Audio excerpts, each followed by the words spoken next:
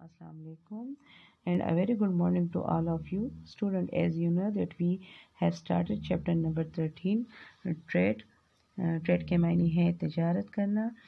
इस चैप्टर में हमने जो है buying and selling and international trade और जो मुल्क के अंदर ट्रेड है उसके बारे में हमने इन दो जो पैराग्राफ थे इसमें हमने पढ़ा था। अब हम आगे पढ़ने जा रहे हैं Pakistan major imports and exports. Pakistan's imports include industrial equipment and machinery, chemical, vehicles, steel, iron और petroleum, edible oil, pulses and tree. Pakistan की दरामदात में सनती आलात, मशीनरी, केमिकल, गाड़ियाँ, स्टील, आयरन, पेट्रोलियम, खुर्दनी तेल, दालें और चाय शामिल है। एडिबल का मतलब है खुर्दनी जो खाई जाती है, वो oil. Major exports are cotton, textile, rice, leather items, carpet, sports goods, handicrafts, fish and fruit. अहम जो बरामदात में कपास, टेक्सटाइल, चावल, चमड़े की अशिया, कालीन, केलों का सामान, दस्तकारी, मछली और फल शामिल हैं।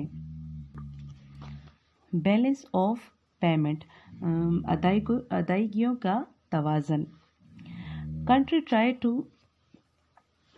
try to strike a balance between their spending and income.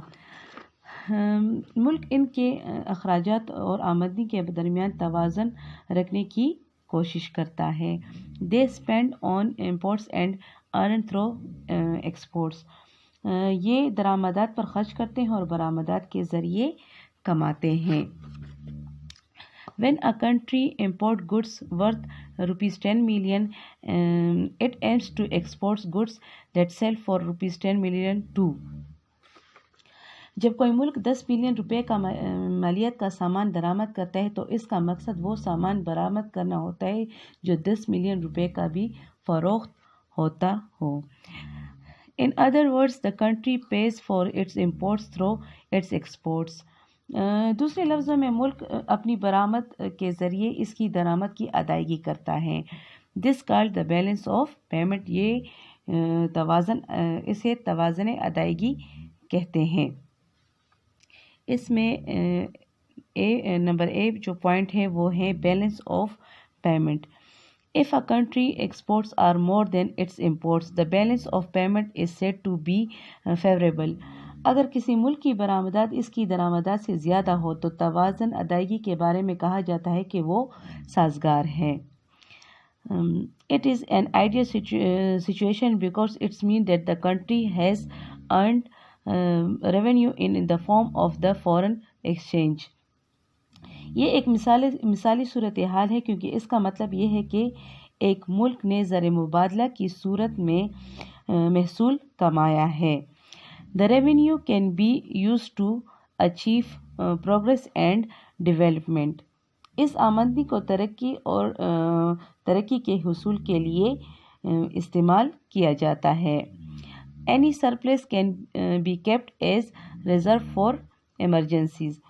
किसी भी सरप्लस हंगामी हालात के लिए रिजर्व के तौर पर रखा जा सकता है। ऑफ पेमेंट बी पार्ट है। If a country imports are more than its exports, अगर किसी मुल्क की दरामद इसकी बरामद से ज़्यादा हो, the balance of payment is said to be in deficit, अदायगी का तवाज़न खसारे में बताया जाता है। This mean that the nation has to pay more than it has earn in the form of foreign exchange reserves. इसका मतलब है कि कौम को ज़र मुबादला के ज़ख़ायर की सूरत में जितना पैसा कमाया है इससे कहीं ज़्यादा अदा करना होगा। This does not leave any reserves for the country, no progress and development take place. इससे मुल्क के लिए जो है कोई ज़ख़ीरा नहीं होता, कोई पेशरफ्त और तरक्की नहीं होती। Sometimes countries have to borrow funds on heavy interest from friends and neighbors or organization like the IMF or World Bank to repay its debt. کبھی کبھی ممالک کو اپنے قرض کی ادائیگی کے لیے اپنے دوست ممالک یا پڑوسی یا IMF یا تنظیموں سے باری سود پر فنڈز لینا پڑتے ہیں ممالک کو۔ یہاں پر ہمارے جتنے پوائنٹس تھے وہ ہم نے ڈسکس کر لیے ہیں۔